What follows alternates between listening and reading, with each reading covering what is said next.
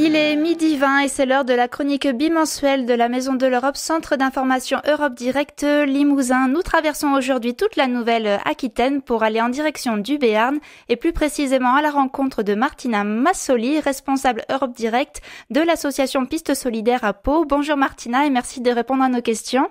Bonjour Alicia.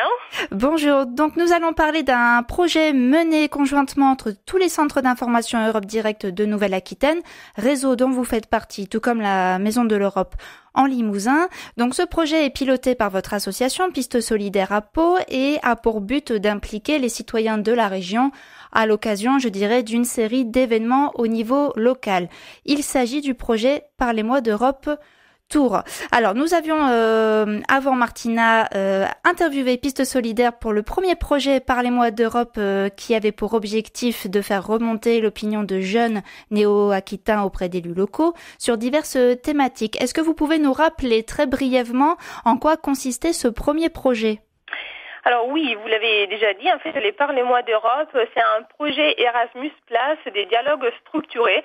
Donc un projet qui s'est déroulé en début d'année 2017, entre janvier et avril-mai de cette année, et qui a permis justement aux jeunes des Nouvelles-Aquitaines de se poser des questions autour de l'Europe, autour de l'Union européenne, donc d'être formés en fait sur ces questions et de pouvoir après rencontrer les élus, des élus, pas seulement des eurodéputés, mais aussi des élus de notre région, pour pouvoir leur poser directement ces questions. Donc les jeunes protagonistes et les élus face à eux.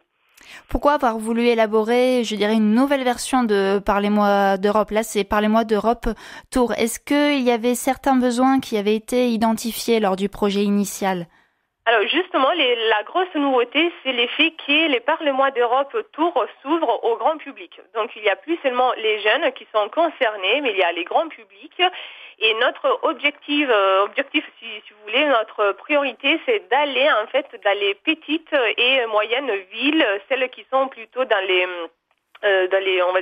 enclavages ruraux et oui, donc loin des centres urbains, justement pour essayer de toucher un public qui n'est pas normalement, qui n'est pas très souvent touché par nos animations autour de l'Europe. Donc les besoins en fait ça correspond justement à ça, on besoin en fait d'informations, mais aussi en même temps on veut susciter un débat, c'est-à-dire on veut rendre les citoyens actifs, participants en fait dans un débat qui peut être mené et construit justement avec les élus et les eurodéputés de nos circonscriptions. Alors quelle est l'échéance de ce projet ? Quand aura-t-il lieu ? Alors, les projets sont déjà en cours parce qu'en fait, si vous voulez, on peut le diviser en 3 étapes principales. Donc, il y a eu une première phase des récoltes, des avis, des questions, des attentes des citoyens, de tous les citoyens de la Nouvelle-Aquitaine face aux questions européennes. Donc, on diffuse en ce moment en questionnaire et on est en train en fait d'étudier les résultats de ces questionnaires.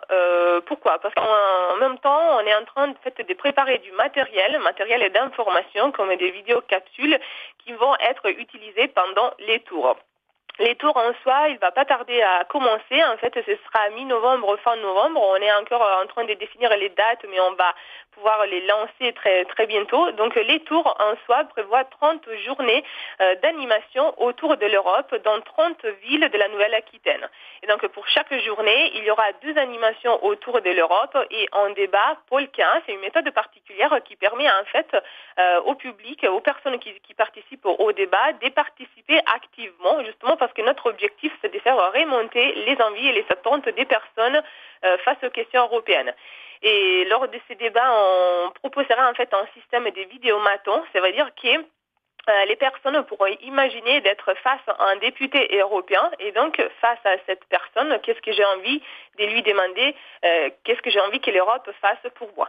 Il y aura donc une 3e phase des récoltes de ces résultats qui seront donc tous recensés et récoltés sur un rapport final qui sera envoyé aux élus, aux eurodéputés de nos 3 circonscriptions, pourquoi pas aussi aux eurodéputés de la France entière et aussi aux élus locaux de notre région.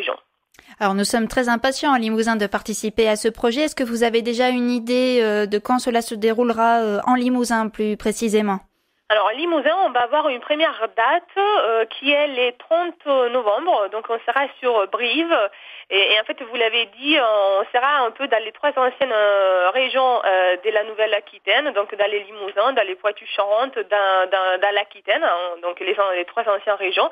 Et pour pouvoir faire ça, on va s'appuyer en fait sur les structures Europe Direct. Donc, notamment sur la Maison de l'Europe à Limousin, dans les cas du Limousin. Mais pour les autres régions, sur les autres structures Europe Direct de la région, pour pouvoir en fait s'appuyer sur eux justement pour pouvoir essayer d'aller le plus possible proche des citoyens. Donc essayer d'utiliser leurs réseaux locaux pour joindre en fait ce type de structures, des bénéficiaires qui ne sont pas souvent touchés par ce type des questions. Alors vous dites qu'il y a des structures partenaires, donc des relais au niveau local. Qui finance ce projet ? Les projets financés dans le cadre d'un appel à projet qui a été lancé en février de cette année par la représentation de la Commission européenne en France. Donc c'est un projet qui est soutenu et financé par l'Union européenne et donc il va avoir par l'Union européenne et il va avoir aussi en financement, un soutien aussi de la part du Conseil régional, donc Nouvelle-Aquitaine, qui vont sûrement nous supporter également sur l'action. Une dernière question, Martina, un petit mot sur votre association Piste Solidaire à Pau ? Piste Solidaire, on est depuis 2002, on fait de la mobilité éducative, donc de la mobilité en Europe et à l'international avec un but d'apprentissage pour les jeunes. On coordonne des dispositifs de volontariat, service civique à l'international, service volontaire européen, échange des jeunes, mais on est également sur la coopération européenne, donc échange de bonnes pratiques et développement d'innovation avec des partenaires européens, et on est donc Europe Direct, donc centre information Europe Direct, relais officiel pour la représentation de la Commission européenne en France. Très bien. Merci beaucoup Martina d'avoir répondu à nos questions et nous vous souhaitons bon courage pour la poursuite de ce projet. Il est l'heure aussi pour ma part de vous dire au revoir et de remercier tous les auditeurs ainsi que toute l'équipe d'RCF Limousin puisqu'il s'agit de ma dernière chronique Europe à vos côtés aujourd'hui. Mais ne vous en faites pas, la Maison de l'Europe ne vous abandonne pas et revient très vite dans 15 jours pour vous donner toujours plus d'informations sur l'actualité européenne et amitié européenne à tous.